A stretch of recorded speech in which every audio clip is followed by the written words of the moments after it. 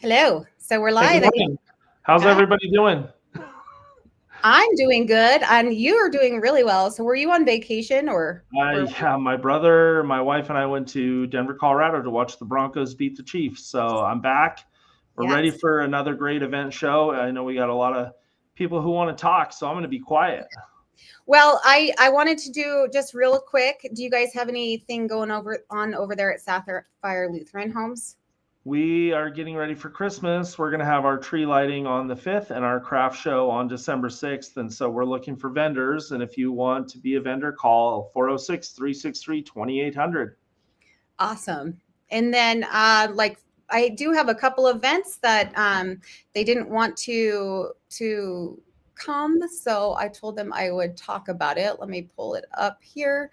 I have got the Darby is doing the Bitterroot Marksmanship Club is doing a community turkey shoot.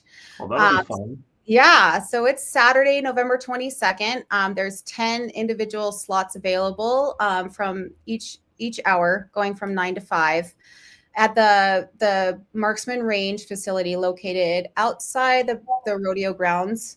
There, it's $5 an individual. The prize is a butterball turkey to the highest scoring individual.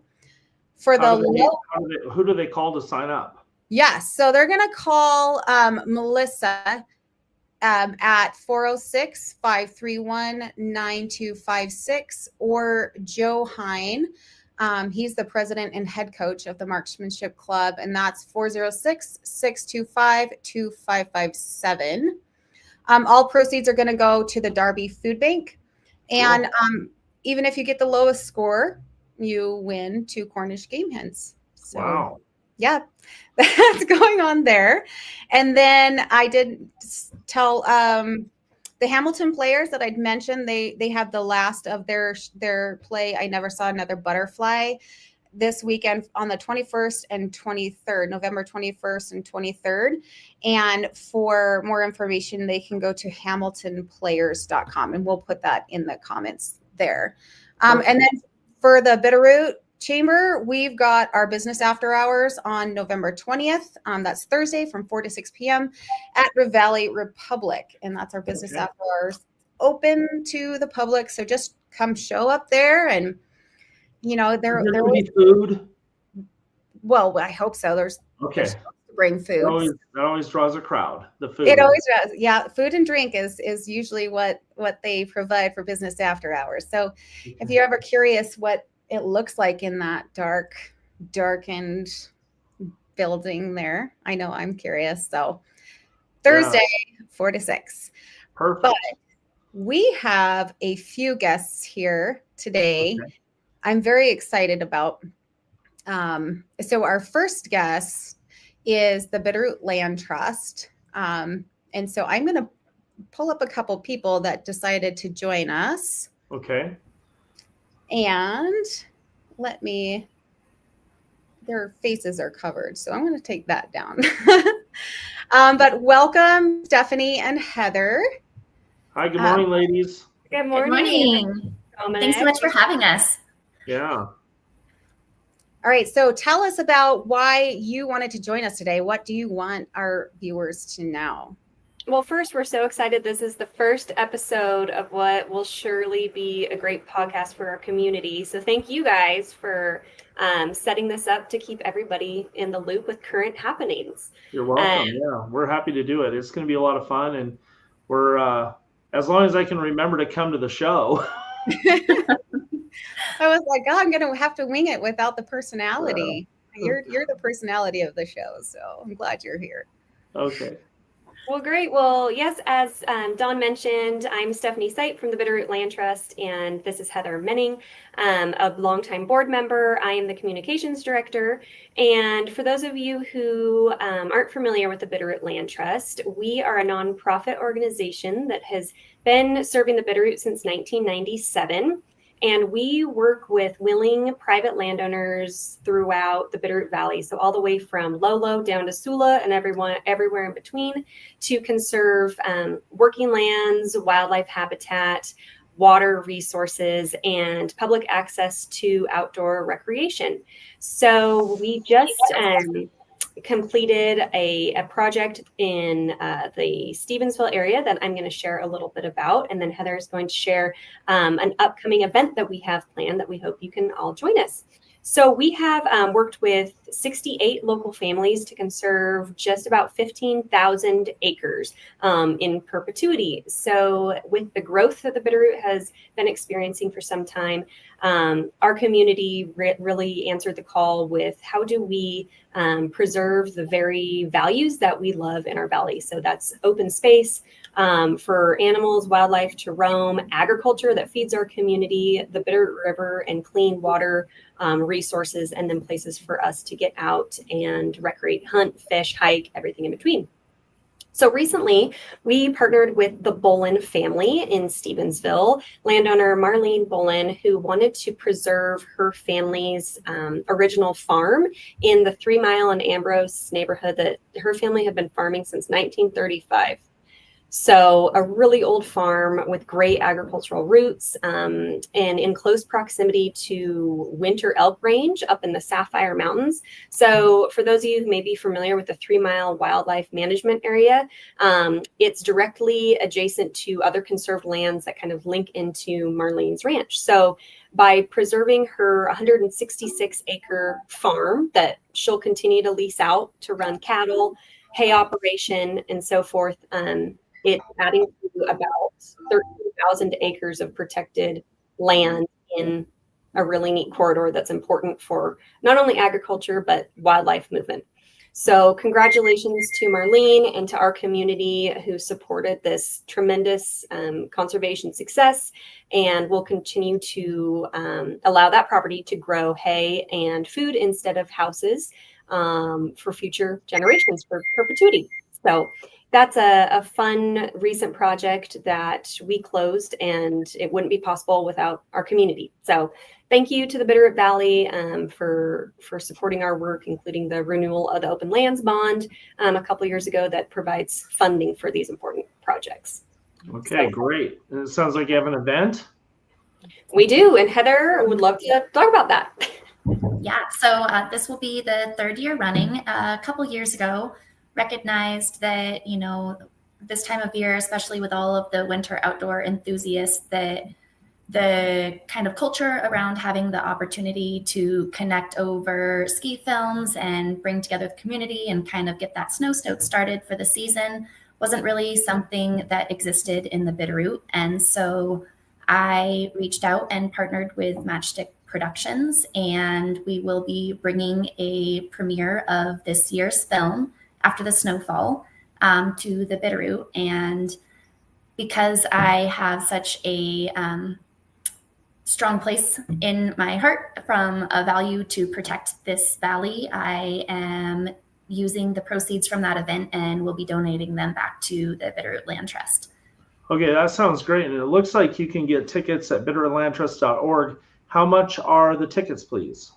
So the tickets with the surf fee end up at $17.85. And so that will be $15 that goes to the land trust per ticket. Nice.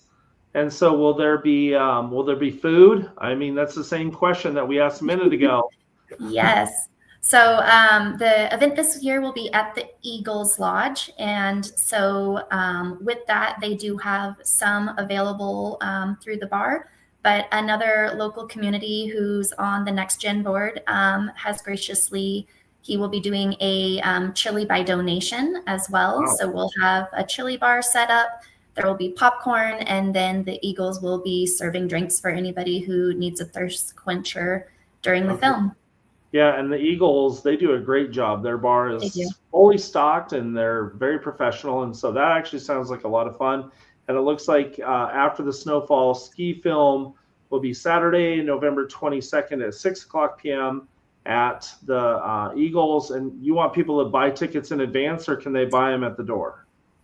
We'd appreciate before, just so that things don't get stocked up, but there will be the opportunity to buy at the door as well. Entry comes with some great opportunities for door prizes. And then there will be a raffle for a lot of really fantastic gear that's been donated. We have Arc'teryx, we have Camp. There is Element, which is a electrolyte supplement.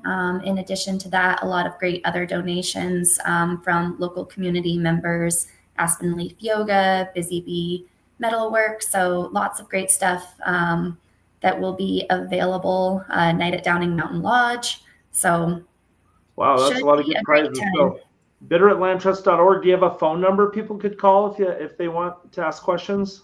Absolutely. 406-375-0956. And our new office is located in the Creamery building in downtown Hamilton. We're on the first floor. So I invite folks to come in anytime, visit about the film, or just anything conservation related in the Bitterroot. Perfect.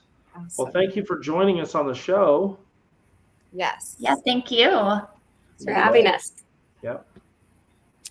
Okay. So next we are going to go South Valley all the way down to Darby, and our very own Marshall Gibson has joined us. Marshall, welcome. Hello, thank you for having me on. Thanks Hey, for Marshall, coming. how are you? I'm great. How are you, Mayor? Do you need the dunk tank for your November event? You know, after the 4th of July rainstorm, I think I'll pass. Yeah, I kind of thought you would. We'll wait for summer for that. But it sounds like you got something going on in Darby in November.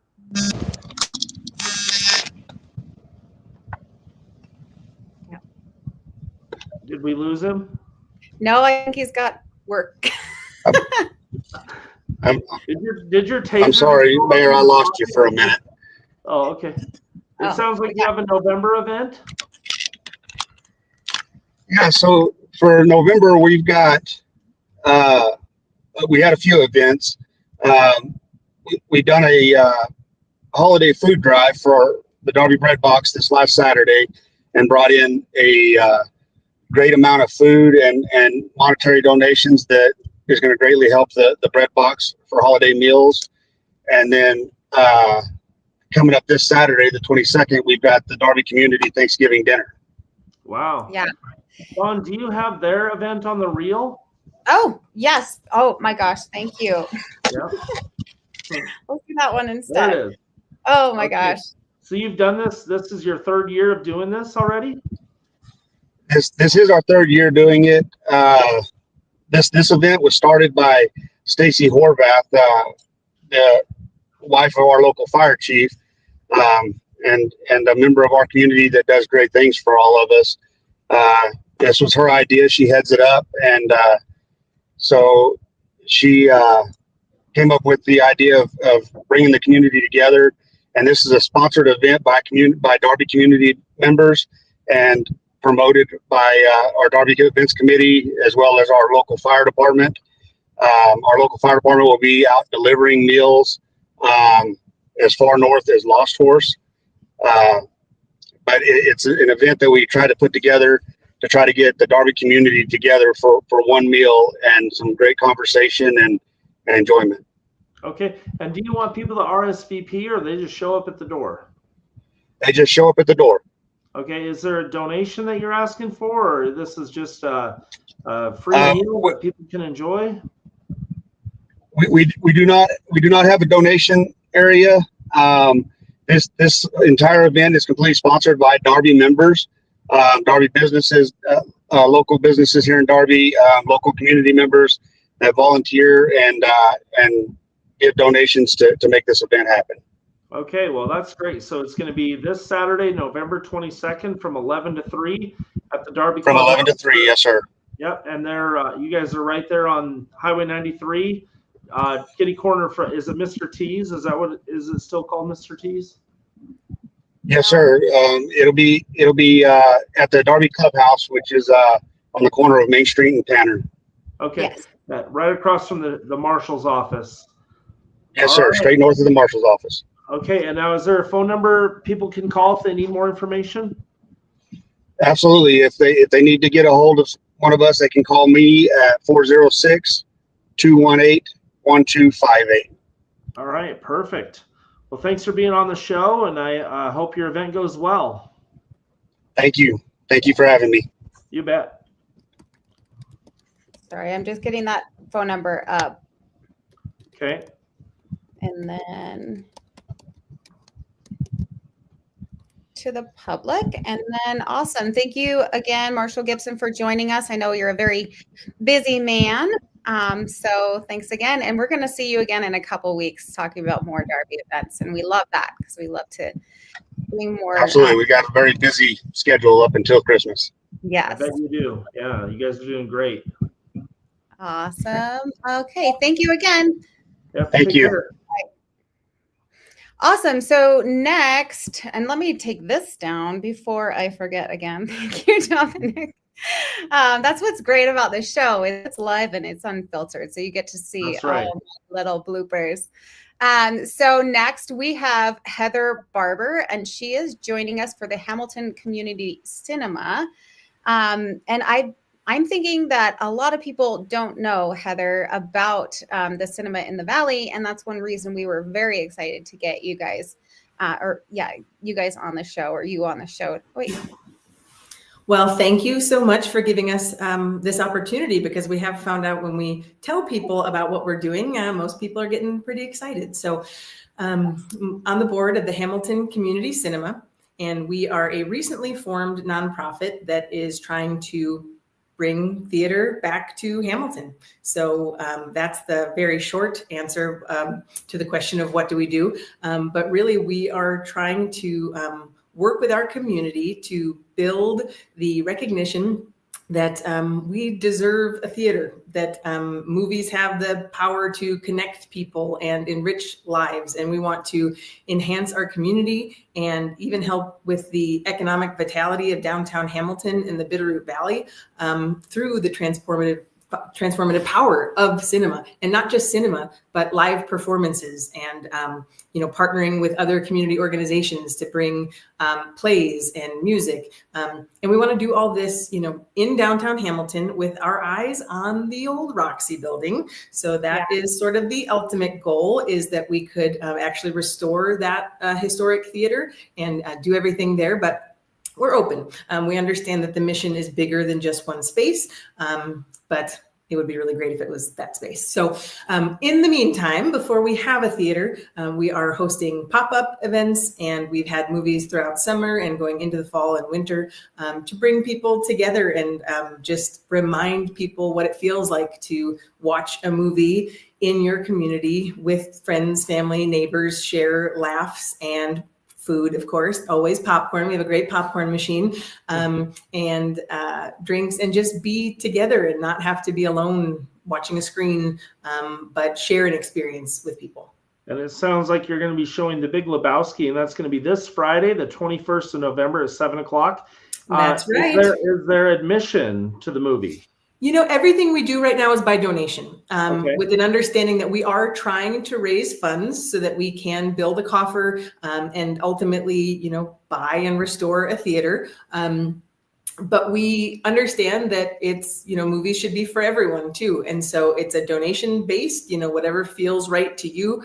And then we do have concessions for sale. So all kinds of movie theater, popcorn, and snacks, treats. There's beer and juice available.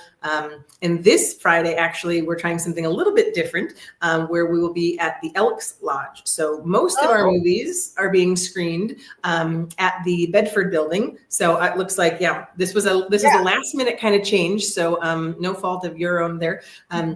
Because most of our movies have been there. We've got a great partnership with the city to use that excellent space for many of our films. And so we'll be showing A Muppet Christmas Carol on December 6th at the Bedford building, and Love Actually on December 19th. And those will all be at the Bedford building. But this Friday, for The Big Lebowski only, so you can get your White Russians, we will be at the Elks Lodge. Okay, good. I'm glad you pointed that out. And then will you have information about your group at that movie and ways that people can contribute if they want to donate more than just admission to the movie? Absolutely, and always. And so we have a website, hamiltoncommunitycinema.org, and our Instagram, Hamilton Community Cinema.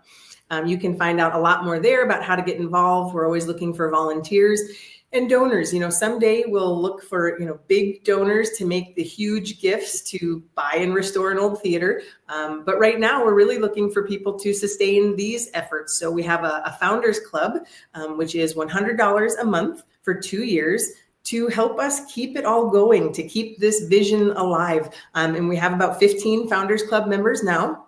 And it's just this commitment to say, we don't know if it's the Roxy, we don't know where it's going to be just yet, but we believe in bringing theater back to Hamilton. We believe in these community partners, working with the Performing Arts Council and the Hamilton Players. There's so many business sponsors that have already, been part of this, and just investing in this community effort to say, we want this. We don't want people driving to Missoula and spending all their money there to go see movies. We want to bring those dollars. We want to keep those here in the Bitterroot and just bring that community feel back.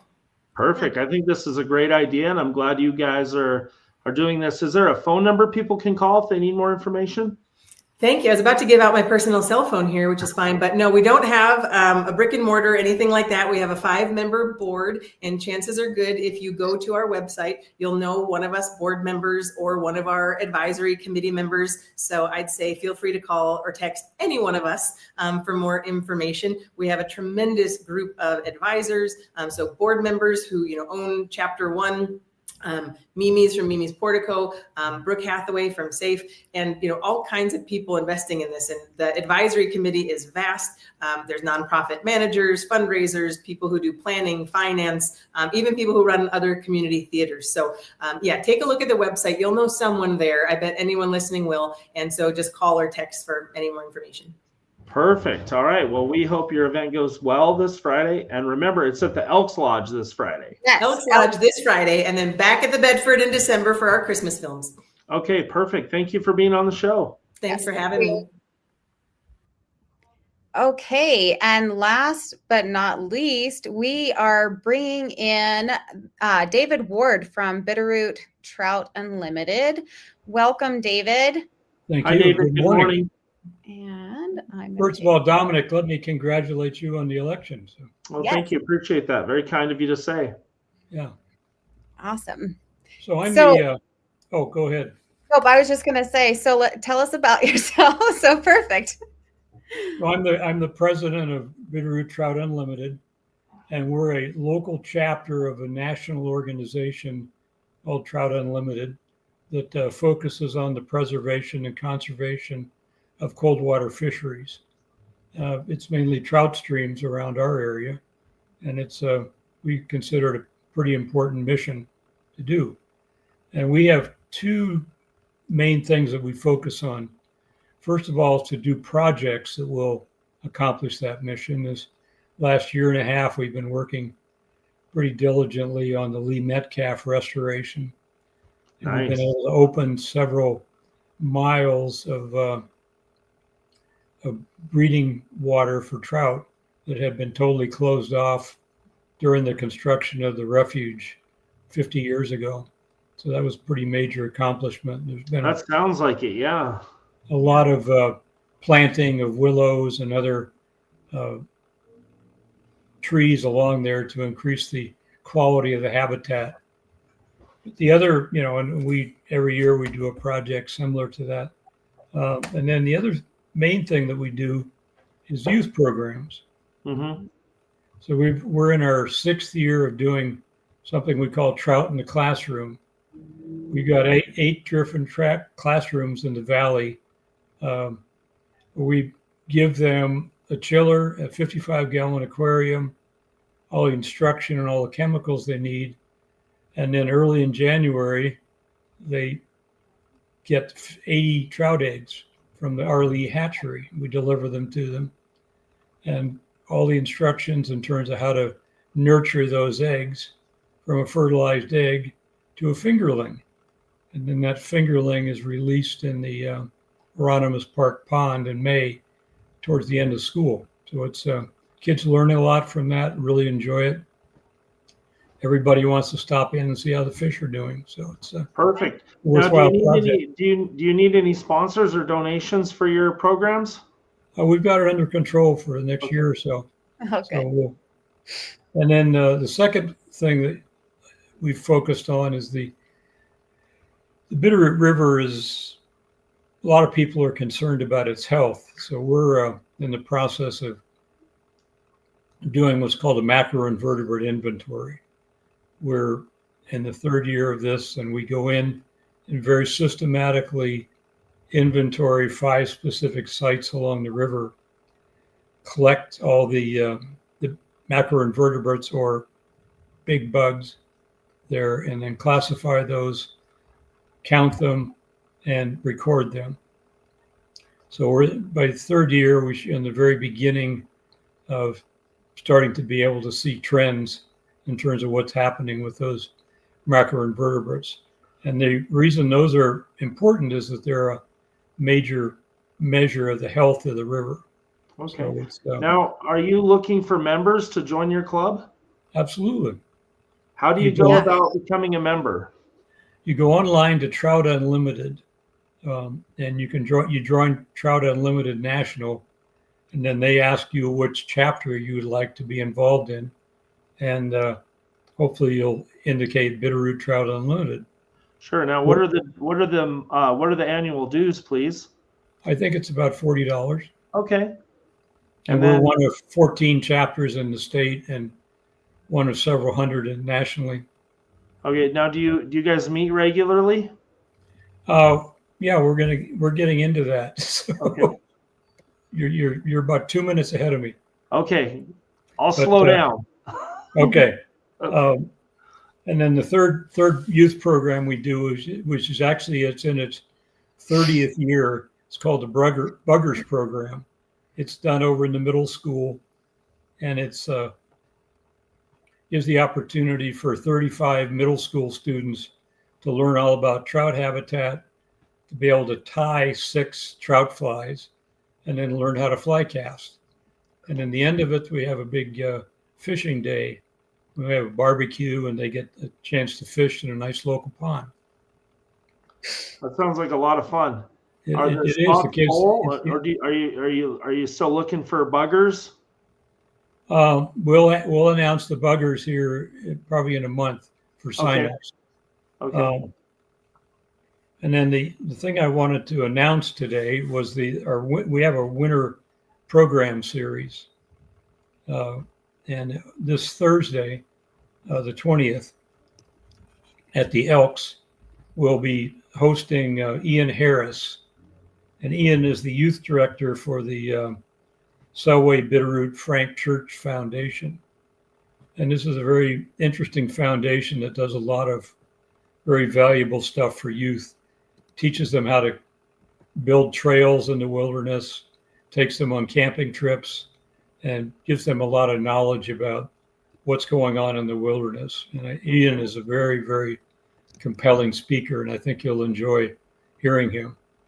Is it a ticketed event, or do people just come to the Elks Club? Just come to the Elks Club. If you want dinner, we cook some very nice bratwurst and onions, and a beer is $10. Or if you don't have to buy dinner, and you can sit and watch the program. Okay, so, perfect. And what time does that start on Thursday? The dinner and the social part of it starts at 6. The actual program starts at 7. So okay, come whenever you choose. Is there a phone number people can call if they need more information? They can just go to Bitterroot Trout Unlimited website. Okay, and that website again? Bitterroot Trout Unlimited. .org. Okay, perfect. Okay. But I think I've given you everything you need to know. Perfect. Yeah, so now we just need people to head on down to the Elks Club Thursday night and enjoy the program with Ian Harris. Yes. Yeah, well, it's a chance to meet some interesting people, and Ian is as I mentioned, quite a compelling speaker. So perfect. Sure to be good. All right. Well, thanks for coming on the show. You're quite welcome. Okay. All right, and that is our show today, Dominic. So next Tuesday, at 9 a.m. We will be back. Yes, we will. And we're gonna have a guest host with us next Oh, week. good. Who's our guest host? Andrew Killian of Grizzly. All right. And we should have him dress up in a costume. I think you both should. Inflatable. Yeah, I'll come in my turkey suit next Tuesday. Okay, you come in your turkey suit. I'll see what I can get. I mean, I think we can get Andrew to dress up as anything to be probably. I think you'd probably jump at the chance. Well, yes. Thank you everyone for joining us today. Wait. I thought you were gonna do. Did you have time to do a poem for today? I could pull one up really quick, I suppose. Just take me a second. Go to my email and sent. Wait a minute. Wait just a minute. I thought this was going to be easier than it is. Let's see. Just give me a second. All right, where is it? Okay, no, that's not it. I should have an email here with my poem that I sent to myself in preparation for this. All right, let's see. I know. No, it's hard when you come right off vacation and you get thrown right. Well, that's the main problem that I'm having here is I was not prepared, but let's see. Okay, so this poem is called Feeder, and this is about feeding the birds. Okay. It says, down at the hardware store, I picked up a bag of seed with the idea in mind that my feathered friends I'd feed. I set up a pole by the fence with a dish on top. I sat back to watch the birds sample my new seed crop. I was hoping for songbirds, which is what the bag said. I dreamed of bluebirds, yellow terns, and cardinals red. But the first fellow that arrived was all black and white. That magpie was startled by a crow black as midnight. The next visitor was Mona. She's a stray cat. She got in the bush's shadow and patiently sat. Now came another furry friend, a small brown squirrel. He zipped right up the pole to give the seed a whirl. He was a messy eater and got seed on the ground. Next, 2 deer sneaked in without making nary a sound. They wiggled the pole and made the seed fall off the plate. There were still no songbirds despite this 3-hour wait. Just before it got dark, I gave the dish a refill. I turned off the porch light and put the seed on the sill. Sometime during the night, we got 2 inches of snow. When I woke in the morning, I looked out the window. There were paw prints in the snow, and I was not too thrilled. Raccoons had swarmed around, and the bird seed was now spilled. I was mad about the seed. This sill's too rickety. I was rushing out when I noticed the chickadee. She was hopping in the snow, pecking seed off the ground. Suddenly, there were lots more, and I mean all around. They hopped in deer tracks, cat tracks, and tracks of a raccoon. All of them visited under the light of the moon. I went back to the store and bought an extra large bag. While I was there checking out, I couldn't help but brag. At my house, you eat, even if you're not a tweeter. There's lots of room at my not just for songbirds feeder. So there's your poem. Feed all the birds, feed all the raccoons, feed everybody. They'll really appreciate it. They will. The deer in my neighborhood very much appreciate when I try to feed my birds. Yeah, I know they love coming in on those feeders. Yeah. All right, I'll be ready next week. Okay. All right. Okay.